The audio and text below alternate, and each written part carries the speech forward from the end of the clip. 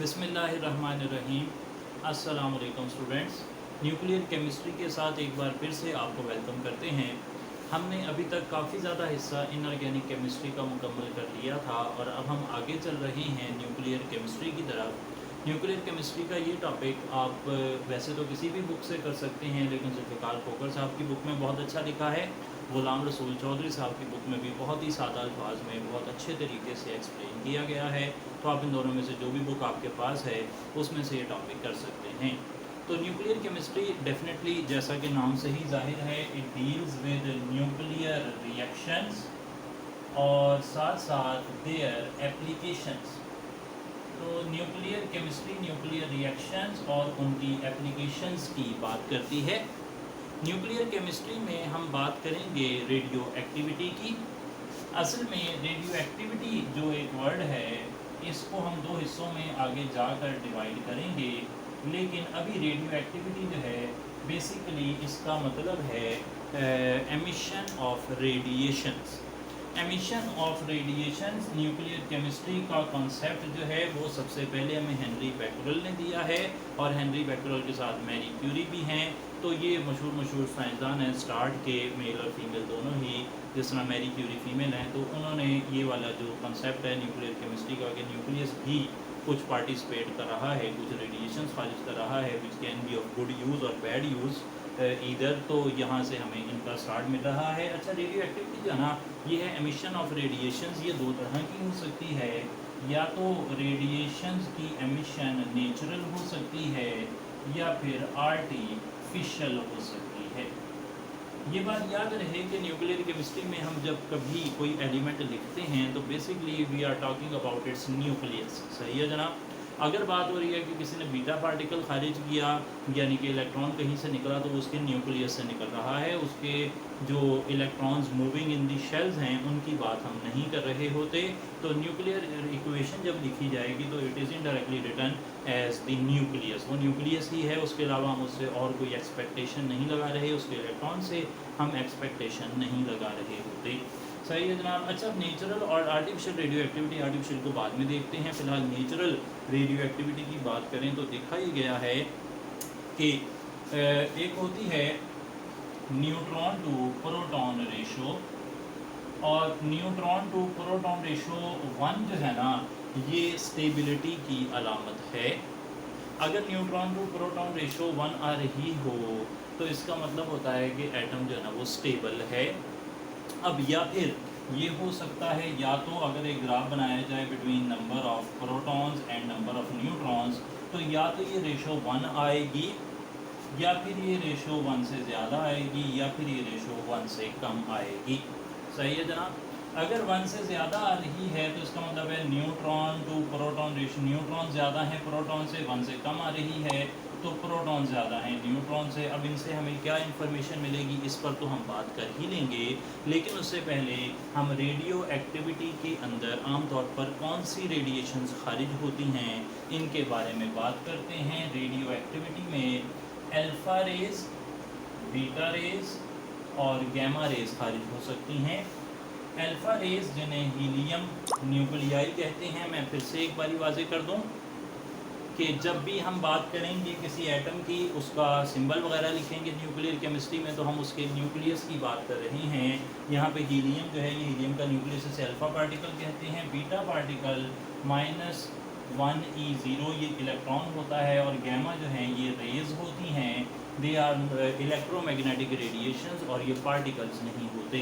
अच्छा, तो ये सारी जो हैं वो निकल सकती हैं रेडियो एक्टिव जो रेडिएशंस हैं किसी एटम से, न्यूक्लियस से जो निकलती हैं वो ये सब होती हैं। अगर हम बात करें कि एटम जो डिके हो रहा है तो उस डिके के अंदर उसमें क्या तब्दीली आएगी उसके न्यूक्लियस में, तो एक छोटा सा लॉ है, उसे ग्रुप लॉ कह देते हैं।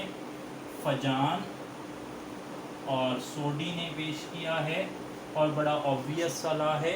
उस ऑब्वियस लॉ के मुताबिक अगर एक पार्टिकल है ए, वो एक अल्फ़ा पार्टिकल एमिट करता है, अल्फ़ा पार्टिकल एमिट करता है, तो इट मूव्स 2 प्लेसेस लेफ्ट। सही है जनाब, 2 प्लेसेस लेफ्ट, यानी कि इसका एटॉमिक नंबर बाई 2 चेंज हो जाता है।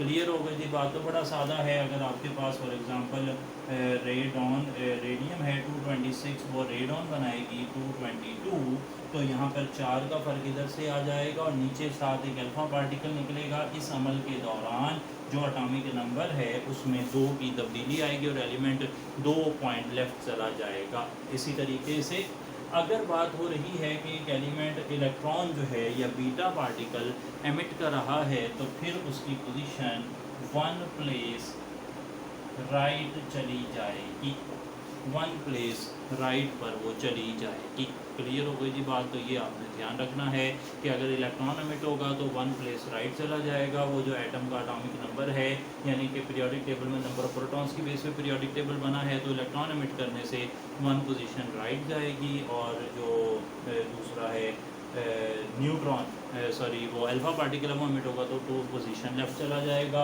ये इलेक्ट्रॉन की एमिशन की बात की जाए तो ये कॉपर 29, 66 जो है, ये जिंक 30, 66 प्लस -1 E0, ये बीटा पार्टिकल की एमिशन, ये FSC की बुक में लिखा हुआ है और आप देख सकते हैं कि 1 पोजीशन राइट चला गया है। यहाँ पर एलिमेंट का जो एटॉमिक नंबर है, तो ये फजान और सोडे का पेश किया हुआ ग्रुप ला है, बहुत ही ऑब्वियस स्ट्रेट फॉरवर्ड है। हम आगे अब बात कर रहे हैं कि रेडियो एक्टिविटी के तहत कुछ डिके हो सकते हैं और कुछ पार्टिकल्स एमिट हो सकते हैं। कौन कौन से पार्टिकल एमिट हो सकते हैं? अल्फ़ा और बीटा तो हैं ही, लेकिन इसके अलावा और भी हो सकते हैं। वो क्या क्या हैं, चलें उनकी बात करते हैं। तो मुख्तलिफ़ टाइप के रेडियो एक्टिव डिके जो हमें नज़र आते हैं, उनमें से एक है अल्फ़ा एमिशन, जिसके अंदर अल्फ़ा पार्टिकल जो है वो एमिट हो जाता है। अल्फ़ा पार्टिकल एमिट होने में मैंने बात की कि रेडियम से अगर रेडॉन बन जाए तो उसकी बात हो रही है। इसी तरीके से एक और एमिशन हो सकती है बीटा एमिशन। जो बीटा एमिशन है उसके अंदर एक न्यूट्रॉन 0 and 1 ये टूट कर एक प्रोटॉन बनाता है और एक -1 E0 इलेक्ट्रॉन बना देता है। सही हो गई थी बात। तो यहाँ पर ये तब्दीली आती है और जब न्यूट्रॉन डिके होगा, बीटा एमिशन होगी, तो एटॉमिक नंबर इंक्रीजेस बाय 1। जैसा कि अभी अभी थोड़ी देर पहले मैंने कॉपर 29, 66 से जिंक 30, 66 बनाया और साथ एक बीटा पार्टिकल एमिट करवाया। तो बीटा पार्टिकल की एमिशन के दौरान atomic number increases by 1 due to neutron decay. और यहाँ पर साथ साथ ही मैं उस ग्राफ को दोबारा से मेंशन कर देता हूँ जहाँ पर हमने प्रोटॉन और न्यूट्रॉन को एक दूसरे के साथ रेशो की शक्ल में एक्सप्लेन करने की कोशिश की थी। और हमने कहा था कि ये वाला ग्राफ हो सकता है जब न्यूट्रॉन टू प्रोटॉन रेशो 1 से ज़्यादा हो जाए, मतलब न्यूट्रॉन ज़्यादा हों। तो ऐसे एलिमेंट्स जिनके लिए न्यूट्रॉन टू प्रोटॉन रेशो 1 से ज़्यादा होती है, वो एमिट करते हैं कौन से वाली रेडिएशन जी, वो बीटा एमिशन के तहत टूटते हैं। ये बात भी याद रहे कि न्यूट्रॉन टू प्रोटॉन रेशो जो है वो आम तौर पर जो स्टेबल एलिमेंट्स हैं अप टू 82, उनके तहत उन तक ही ये काम जो है ना वो चलता है, न्यूट्रॉन प्रोटॉन रेशो वाला। उसके बाद जो एलिमेंट है वो किसी भी हालत में, चाहे उनकी न्यूट्रॉन टू प्रोटॉन रेशो कैसी भी हो, वो आमतौर पर एमिशन ऑफ रेडिएशन करते रहते ही हैं। तो आर्टिफिशियल रेडियो एक्टिविटी के लिए न्यूट्रॉन टू प्रोटॉन रेशो ज़्यादा अच्छे तरीके से हमें मदद कर सकती है हमारी कि कौन किस किस्म की एमिशन करेगा। सही है जी बात। तो यहाँ पे बीटा पार्टिकल निकला है, न्यूट्रॉन टूटता है और न्यूट्रॉन के टूटने से बेसिकली जो न्यूक्लियस है it is trying to attain neutron to proton ratio of 1 और क्लोज टू 1, इसलिए वो अपना न्यूट्रॉन जो है उसे तोड़ता है। इसके बिल्कुल ऑपोजिट भी कुछ हो सकता है, लेकिन उससे पहले हम गैमा एमिशन की बात कर लें। गैमा एमिशन जो है ना, ये आमतौर पर उस वक्त होती है जब एक फास्ट मूविंग पार्टिकल हिट करे और वो सडनली स्टॉप हो जाए, कैप्चर हो जाए, न्यूक्लियस उसे कैप्चर कर ले। तो फिर इस कैप्चर करने के नतीजे में जो एनर्जी है, जो मोमेंटम था पार्टिकल का, it is emitted in the form of radiation, जिन्हें गैमा रेडिएशंस कह सकते हैं। आगे चलते हैं। इसके बाद एक और एमिशन होती है, उसे कहते हैं पॉजिट्रॉन एमिशन।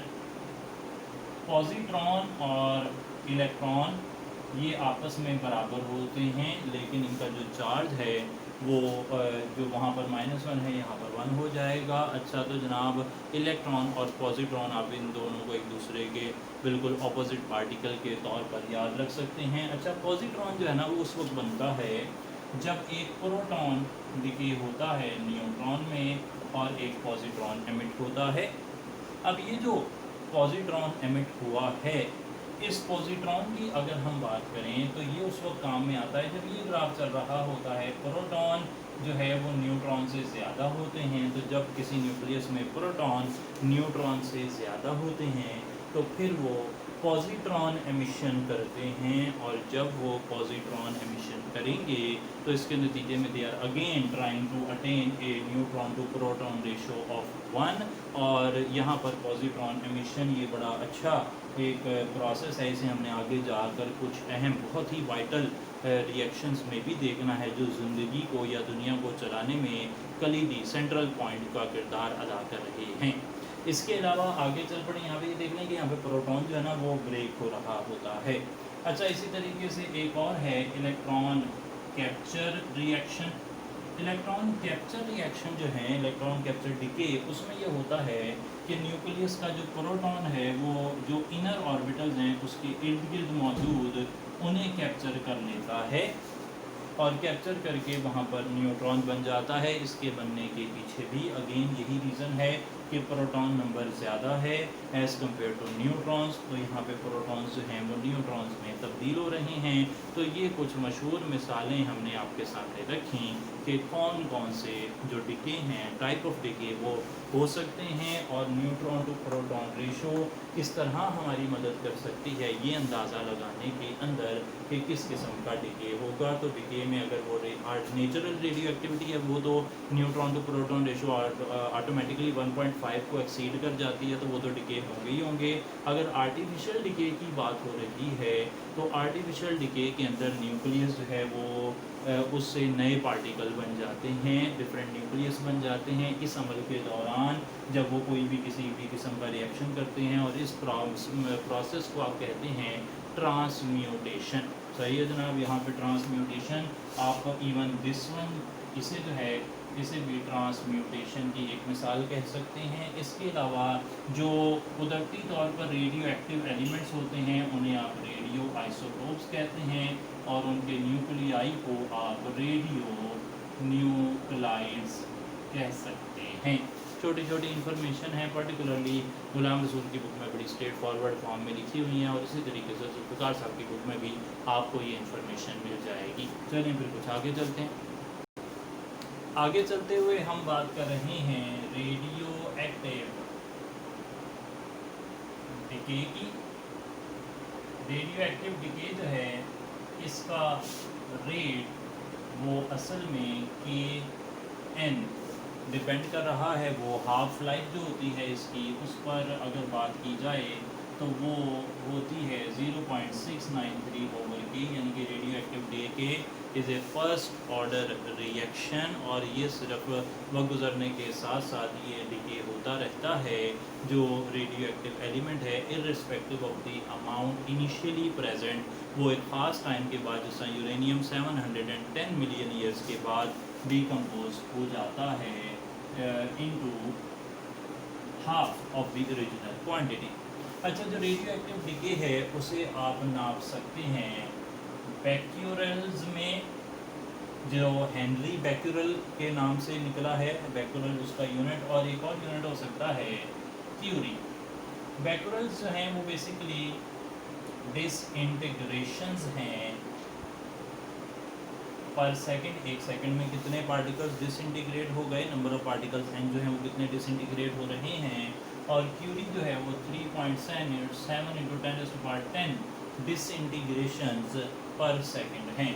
तो ये हो गई 3 इंटू 10⁻10 डिसइंटीग्रेशंस पर सेकंड। डेफिनेटली क्यूरी बड़ा यूनिट है, और फिर ये मिली क्यूरी या माइक्रो क्यूरी भी हो सकता है, जबकि बैक्यूरेल जो है वो सिंपल डिसइंटीग्रेशंस पर सेकंड को जाहिर करता है। अगर हम बात करें कि observation methods to determination methods for the determination of radioactivity, तो बड़े ही मशहूर मेथड में एक गीगर मुलर काउंटर है। ये आपको वैसे जो 19 चैप्टर है ना फिज़िक्स का सेकेंड ईयर का, उसमें 19 या 20th है मैथ्स डिफेक्ट वाला, उसमें बड़ा ज़बरदस्त आपको इनकी बेसिक चीज़ें मिल जाती हैं।